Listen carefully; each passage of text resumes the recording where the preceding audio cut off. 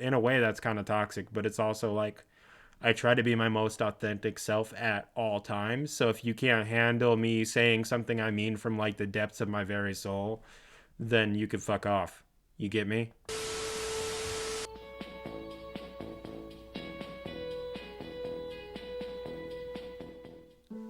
Yo, it's SHiR-0. This is SHiR-0's TV, and welcome to another installment of Content House. And today we are going to be doing the RAADS test, which is an official test to test if you are autistic. Now, I'm under the impression that I already am, but I think I developed it. You know, that's just, I'm not trying to be a hypochondriac. I just think that it's the only explanation for my behavior. But I also see, it just seems like an interesting test. I'm interested to see what these questions are.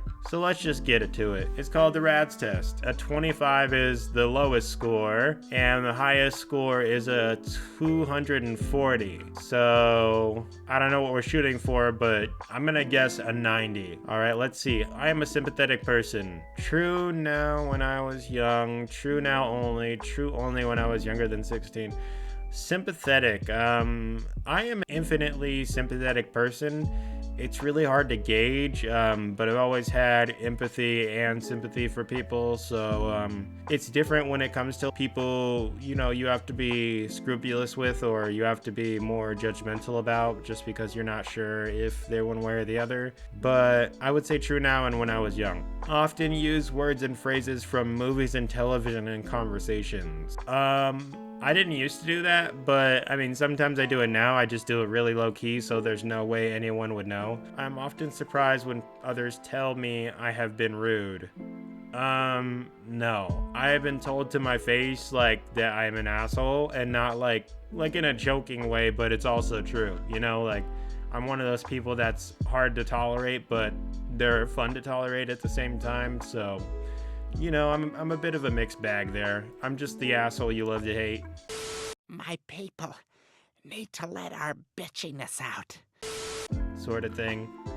So, am I surprised? So no. I'm never surprised when someone says I'm rude, because I try not to be rude, but it's really hard for me to gauge. You know, I don't really take other people's feelings into consideration when it comes to, you know, me telling my truth, or like what point I'm trying to get across has nothing to do with other people's feelings personally for me. So number 4, sometimes I talk too loudly or too softly and I am not aware of it. I think this is very true. This is always true, and I think that's because just the way I was raised personally. In my life, I've always been told to keep an even tone and very respectful the way I speak. We've always been really quiet and really sort of shy in temperament when it comes to my upbringing. So there's rarely been a time where like I'm like outwardly loud. Like my actual voice and my demeanor, it's all extremely loud. You know, when I actually decide to speak or like put some bass in my voice, it's booming. It's actually insane. Say it with your chest, little ass nigga. Every time I speak, my whole fucking body rattles because my voice is that deep. I have to put some sort of tone to it, a lighter tone to it, just so that it's able to sort of sound more legible. But do I notice? I don't. But I think it's only true now. But back then I was just quiet in general. You know, I was loud when I needed to be, but never outside of that. I often don't know how to act in social situations. I think that this happens to me a lot nowadays. So I think that's true now. I used to be pretty ubiquitous with it. I can put myself in other people's shoes. Yes, I've always had an insane amount of empathy. Yeah, empathy, put yourself in the place of me. I think the best way you can grow as a human being is to understand where someone is coming from. Empathy. You know, whether there's someone you like or there's someone you hate, you just need to understand that everyone is coming from a different place with different motivations. And it's just fascinating to know the kind of lives other people have lived. Number 7, I have a hard time figuring out what some phrases mean, like, you are the apple of my eye. No, that doesn't make any sense. That's stupid. I only like to talk to people who share my special interests. I would say that's true as I was younger, where it was like, you know, you only bond with people about things that you care about because you're more narcissistic. I think as like a younger kid, you're just more interested in your own interests. But I think as you get older, you know, where I'm at, I think that I'm just as interested in the things I'm not interested in, because I came to understand like a while ago that everyone has their passions, and there's something beautiful about what people find fulfillment in, you know, in their own lives. You know, there's people who love rocks. I don't give a fuck about rocks, but I think it's fascinating that people give a fuck about rocks sometimes. I focus on details rather than the overall idea. No, I don't think that's true. I think I do both. I think I'm extremely meticulous, so like whether it's like something small or something big, I break it down into every single piece and the whole idea, you know. Everything needs to be taken, you know, perfectionist wise for me personally. Okay, we're an eighth of the way through this after this question. We got number 10. I always notice how food feels in my mouth. This is important to me, more important to me than how it tastes. No, that's fucking crazy. That's some weird ass shit. I don't know what that's about. But not just put it in my mouth and let it slide down my throat. Really eat it. What the I just like good food and eating it. 11. I miss my best friends or family when we are apart for a long time. Like, characterize a long time. Like, I'm a real huge isolationist. You know, like I'm fine with being alone, and I always have been. Not in a relationship sense, just like I can work off my being, like, and live off of my being. Like, I'm one of those motherfuckers who could live out in the woods and just chop wood and eat some bone meal or whatever the fuck. You know, just because, like, I think it's like fucking Emma Watson, where she was like, I'm a single-minded person. I'm not single, I'm just single-minded. You know, like, I'm by myself, I'm just chilling. When we're apart for a long time, do I miss my friends?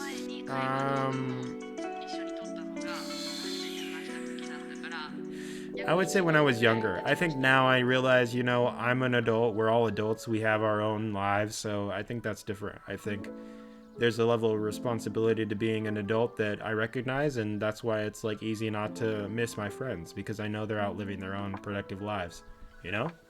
And I'm over here doing this bullshit. Number 12. Sometimes I offend others by saying what I am thinking, even if I don't mean to. This is always true. This has always been true. I have made people cry. I am not kidding.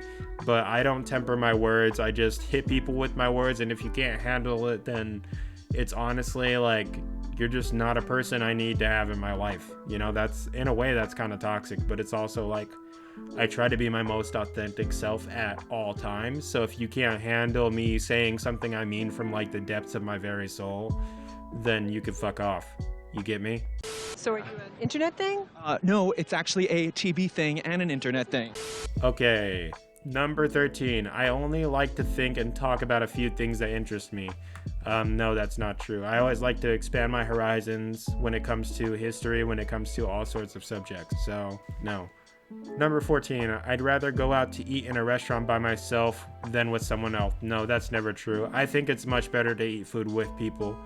Because meals always taste better when you eat together, you know? Yeah, he's right. There's something very special about eating with someone. You're eating the same thing and you're having, it's a shared experience. I think eating, as much as it can be a solitary thing, it feels like depressing when you're eating alone, like in a restaurant. Like, you ever see the motherfucker who has to sit in the one seat chair in the desk? That's fucking depressing. But I can get it. I get how like people get behind like having their little solitary moments. It depends on the kind of person you are. But we got number 15. I cannot imagine what it would be like to be someone else. No, that's never true. That doesn't make any sense. I always understand where other people are coming from. I have been told that I am clumsy or uncoordinated. This is always true. I run into shit all the time. I don't need to be told. I know how clumsy I am. I drop shit, I lose shit, I always make mistakes, and then like I'll try to learn from them and then double down and make twice as many mistakes. That's just how I function, you know? I'm just lucky I'm not accident prone. I was born with glass bones and paper skin. Number 17, others consider me odd or different. This has always been true. I've just always been off the fucking wall, and like not in like an insane zany way. Wild card, bitches! Yeah! What? Oh, God! Oh, my God! I mean, as a kid, it was more like an insane zany way, but now it's just like, dude, what the fuck? Like, people are just always shocked by the things that come out of my mouth and things I say, and you know, it's just because, you know, it's not like I'm saying crazy shit like, you know, here. You know, it's just like in conversation, I'm sort of like a mirror, or I'm like rubber and glue type shit, where I bounce really well off of others, you know, but when I'm by myself, I don't need to, you know, in smaller groups, I don't need to make myself be heard. You know, I understand who I am, what I am. And, I think that when you're confident in yourself, you have less reason to reach out to others. I think that's the case. You're more stoic, you're more silent. 18, I understand when friends need to be comforted.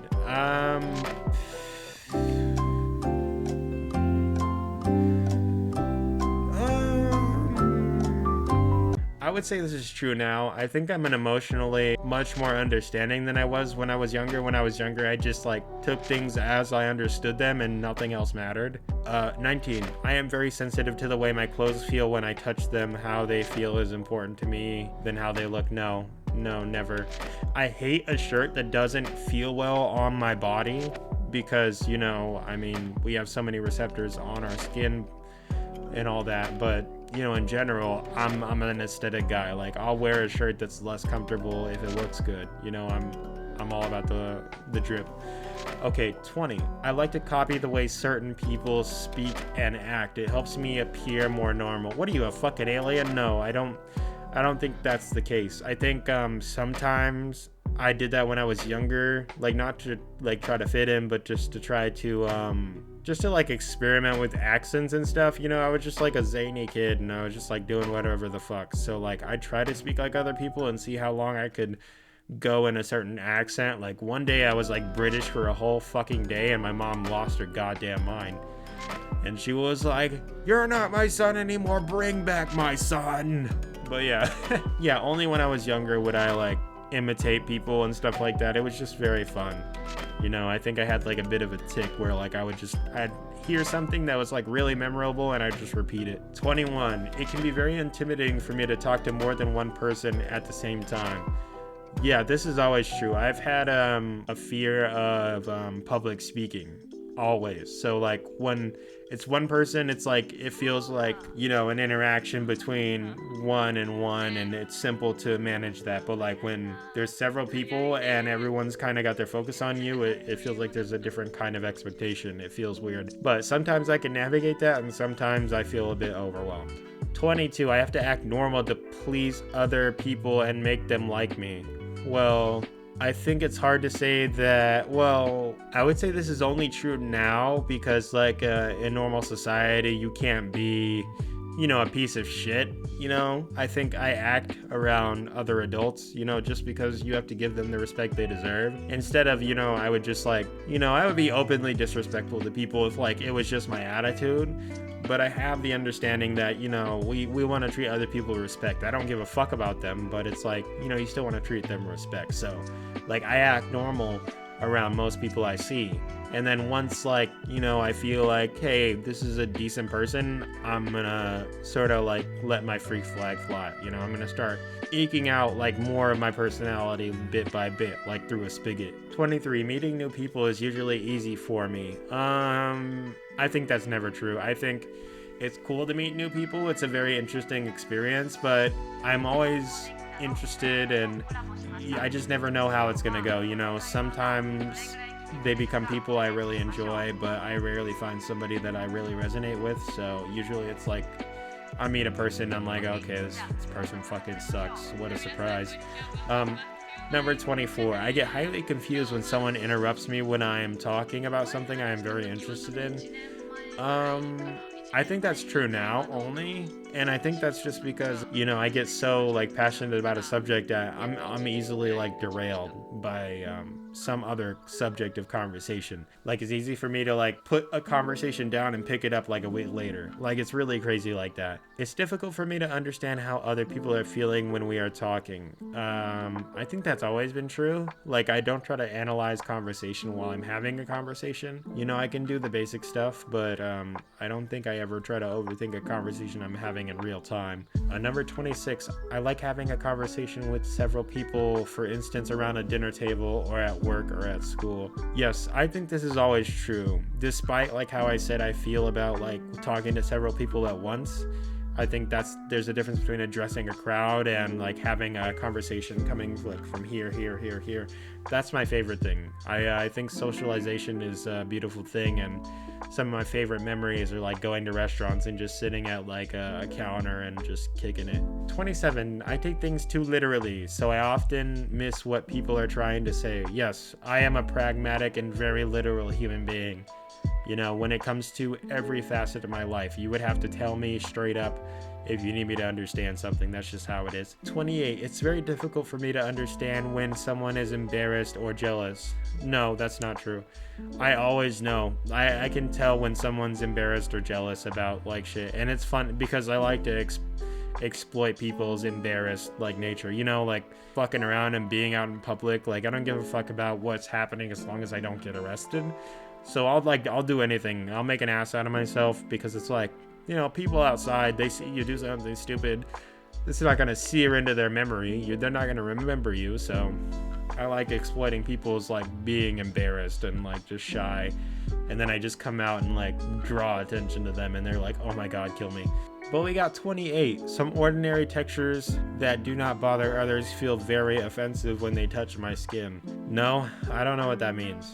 Number 30, I get extremely upset when the way I like to do things is suddenly changed. Yeah, I think most humans are averse to change, and that's not any different with me. You know, I like to do things the way I do them. If you change them, then it sort of fucks up the rhythm. You know, I got a real problem with doing things a different way. I think change is important, you know, in certain degrees, but I do find that if something is abruptly changed, it fucks up. It makes a whole room feel off. Number 31, I have never wanted or needed to have what other people call an intimate relationship. I think this is true now. I think when I was younger, I was like a huge, like, hopeless romantic, like, where I assumed that, like, no matter, like, whether I was interested in one girl or another, I was always like super like infatuated, and I would immediately think like, okay, this is the girl I'm gonna marry probably, like at the end of the road. Like, I wasn't interested in a girl unless I was like ready to commit my entire life to her, even though I've never like,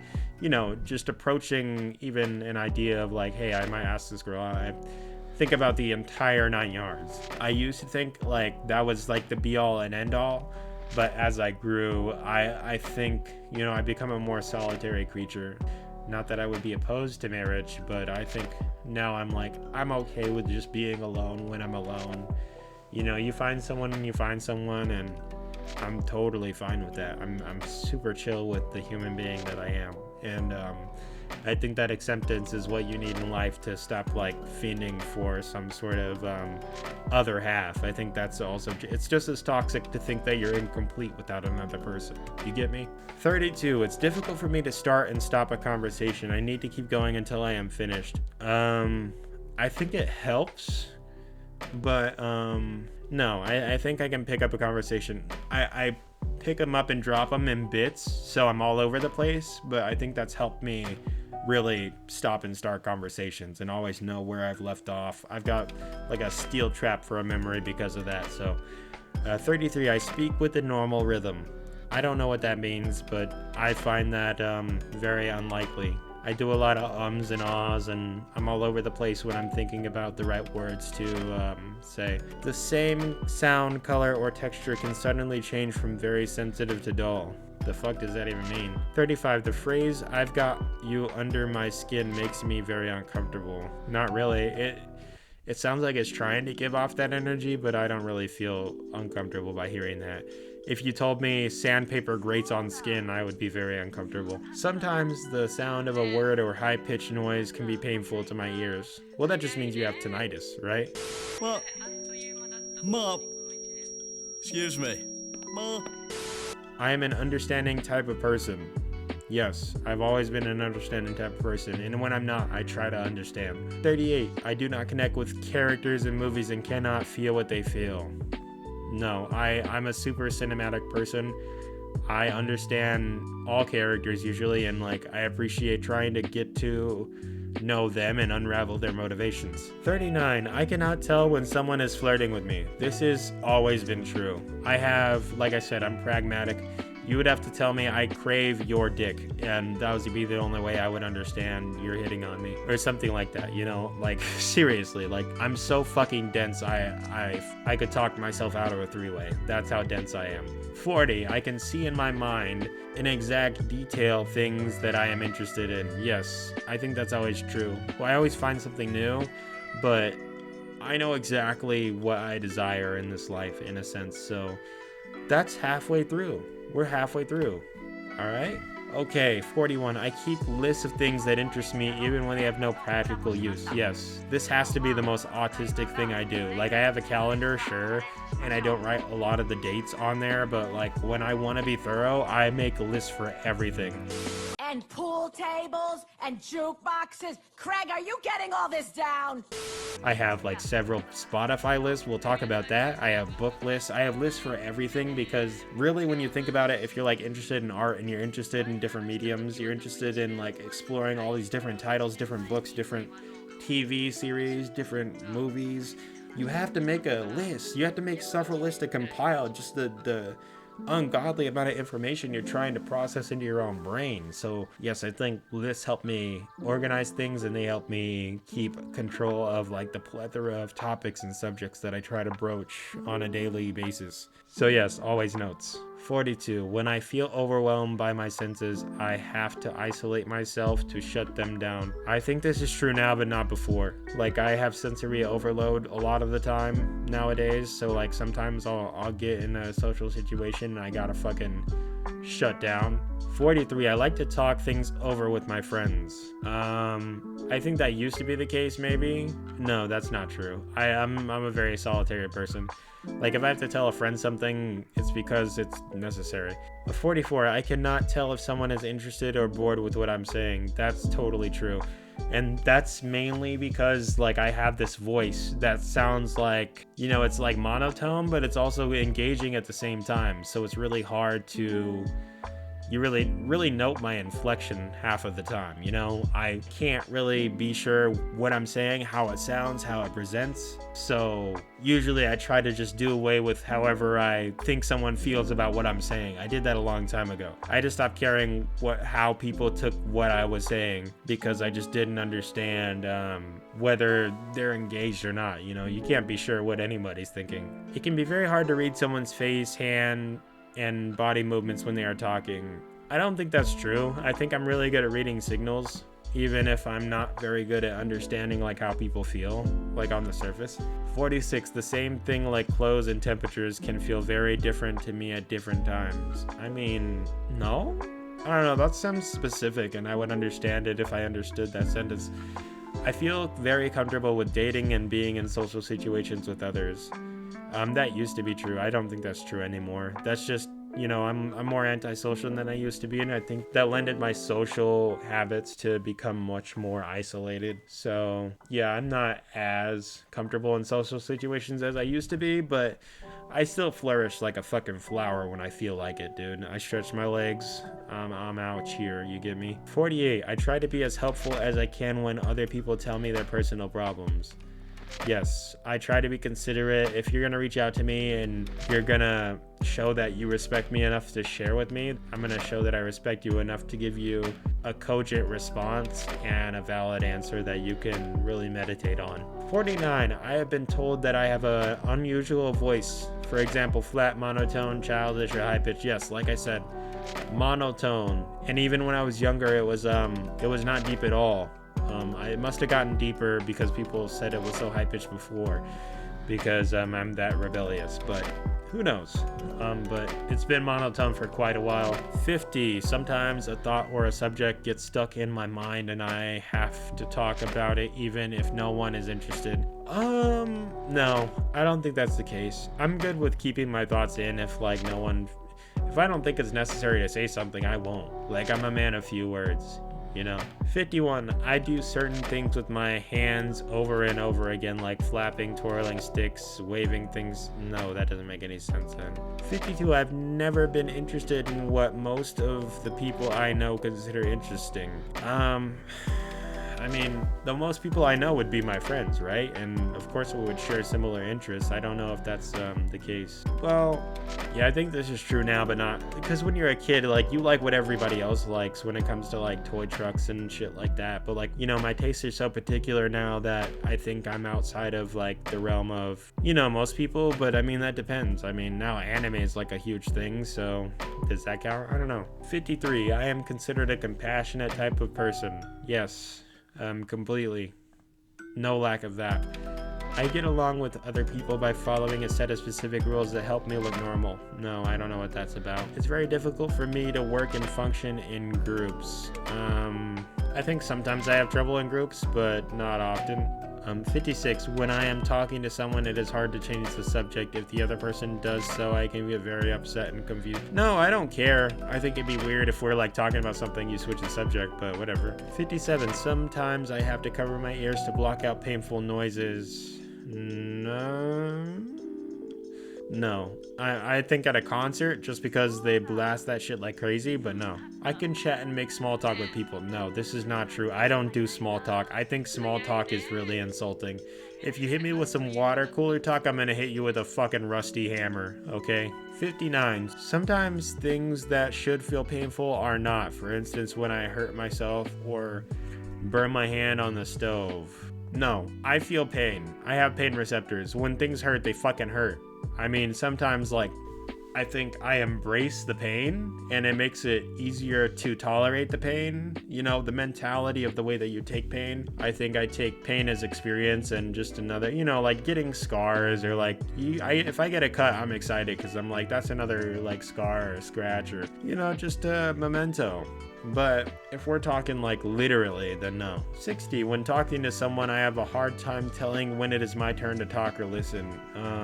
Nowadays, I find it harder to track conversation, so a little bit, but not really. I am considered a loner by those who know me best. Yes, everyone knows that I am I'm the fucking hermit from Led Zeppelin. I usually speak in a normal tone. Yeah, I guess. I like things to be exactly the same day after day, and no, I never. Change is like annoying, but I would never want to sequentially have every day be the same. Go home, go to work, go home. Welcome to the long march. I don't want my life to be Groundhog Day. I want variety. I want change and spontaneity. 64, how to make friends and socialize is a mystery to me. I think I'd say that now because like I'm an adult and it's harder to make friends as an adult without looking like a weirdo, you know, it's just, there's something weird about like having engagements. You would have to like do it naturally, like go into a bar or go into a place, but like if you just like went up to somebody and tried to be a friend, I find it very hard to put in words what those steps would be. 65, it calms me to spin around or to rock in a chair when I am feeling stressed. Well, I don't rock in chairs, I spin in them, so no. 66, the phrase he wears his heart on his sleeve does not make sense to me. No, that makes perfect sense. Do you just not understand idioms? Damn it. I can't do idioms, sorry. Shut up. 67. If I am in a place where there are many smells, textures to feel, noises, or bright lights, I feel anxious or frightened. No, I grew up in Vegas, so everything is that out here on the strip, so it is what it is. 68. I can tell when someone says one thing but means something else. Yes. I think I can see bullshit from a mile away. Like, you cannot be obsequious with me. There is no way for you to beat around a bush with me. You can tell from inflections, you can tell from just physical manifestations when someone is betraying their own emotions. 69, giggity. I like to be by myself as much as I can. This one is unique. Like, I would say yes, but I wouldn't say that I enjoy being by myself as much as it is something that is a byproduct of my hobbies. You know, like even before I was on YouTube doing some of this shit, I've been trying to write You know, for a novel, I've been trying to do some music. I put myself in so many different branches of creativity that it lends itself to solitary confinement. You know, when you have all of these hobbies that don't involve interaction. If I want to read, I just read. I don't need to go somewhere to read. If I need to write, I need to write on a computer. Like going places isn't necessary for writing, reading, video games, these sort of things. You know, I enjoy the arts, so they don't really consist of, you know, a lot of socialization. It's about consumption and experience, right? But I would never say I enjoy it so much, because there's definitely a difference between loneliness and isolation. 70, I keep my thoughts stacked in my memory like they are on filing cards, and I pick out the ones I need by looking through the stack and finding the right one. I think this is true now. Like, I didn't used to assort them in such a manner, but nowadays it's like whatever memories I choose to remember, I do, and anything else I find even remotely inconvenient, I shove to the back and collect dust. 71, the same sound sometimes seems very loud or very soft, even though I know it hasn't changed. No, that's crazy. There's that chirping again. How are you not hearing that? 72, I enjoy spending time eating and talking with my family and friends. Yeah, I think those are some of the best moments you can have in this life. 73, I can't tolerate things I dislike. Smells, textures, sounds, or colors. Yeah, I mean, things I dislike are things I don't like, so I don't want to be around them, so of course. I don't like to be hugged or held. This is true. I used to not care, I think, but now I become like a wet cat. You know, I don't ever want to be held, like ever, unless you're Latina between the ages of 25 and 45. They're worried about school and economics. Quit being scared. Go get a big booty Latina. Holla at your boy, or holla at Poppy. Either way. 75, when I go somewhere, I have to follow a familiar route or I get very confused. I don't get upset, so no. I don't get worried about being lost, you know? I'm not good at directions, and I've accepted that. 76, it is difficult to figure out what other people expect of me. I think this is true. Like, I don't know. I think I'm a different person. Like, I don't think anyone expects anything of me. Like, whether that's a good thing or a bad thing, I just do whatever the fuck I want. And that's how I've always been. And that might sound like me trying to be badass, but no. It's just the personality I've gravitated towards. Like, in this life, if you're gonna be who you are, you can't regret your actions. You can't regret the things you say. You just have to understand where you're coming from and treat people with respect. I feel like it's that simple, so I don't understand why we have so many pieces of shit in this world. You can't hide what's inside. Oh, gross! What an asshole! But, you know, I find it's difficult to figure out what people expect of me because I don't care about expectations. What people want from me does not register with me. You get me? Like, my approval is the only one that really matters. Well, boys, looks like it's just the three of us. What's that? Cell 5? Nice. In a way that's narcissistic, but it's also, you know, respecting yourself. You know, you're respecting yourself to respect your own decisions and the way that you're going in life. 77, I like to have close friends. Yes. It's always good to have people you can depend on. 78, people tell me that I give too much detail. Yes, I get that from my mother, and I go into great detail, even when it's unnecessary. 79, I am often told that I ask embarrassing questions. No, that never happened. Maybe when I was younger, because I was so out of pocket, I would just say whatever. Okay, the last question on the autism test. 80, I tend to point out other people's mistakes. Yes, I do this all the time. This is my ick. Like, as in, like, other people ick for me, because they hate being called out on their shit, dude. I only register truth. That's always been my thing. I don't know what it is. Maybe it's all the lies, you know, and not in like some manipulative way. It's just like my mom got fond of telling many white lies as a kid, you know, just to make things easier on herself as a single mom. And so that led to her telling white lies to get her way you know, when it came to those small things in parenting, but I think those white lies added up and it made me distrustful of people in general. And it made me want to improve other human beings. And I like to point out other people's mistakes just to help them, you know, but some people don't take it the same way. Oh my God, I have to put in my fucking email? Are you fucking kidding me? God damn it. Oh, dude, what the fuck? This test is like $40. What the fuck? Dude, what do I give a fuck about the assessment? Here's the actual score. Okay. I got a 98. SHiR-0 got a 98 on the RAADS-R autism test. Average score among individuals with autism indicating a strong likelihood of autism. Oh, I forgot the fucking system. I was like, oh, I got a low score, so I'm not. No, I'm like almost super autistic. You see this fucking score? I got, wow, that's pretty bad. I mean, it's what I expected. I don't know what we're shooting for, but I'm gonna guess a 90. And I personally appreciate this number right here. I think this is closer to, you know, accuracy. But there you go. SHiR-0 is clearly mildly autistic. Or almost semi-quasi-autistic. How quasi? I don't know, a 4? Or whatever. But this has been Content House. This has been SHiR-0. I'll see you guys next time. Peace.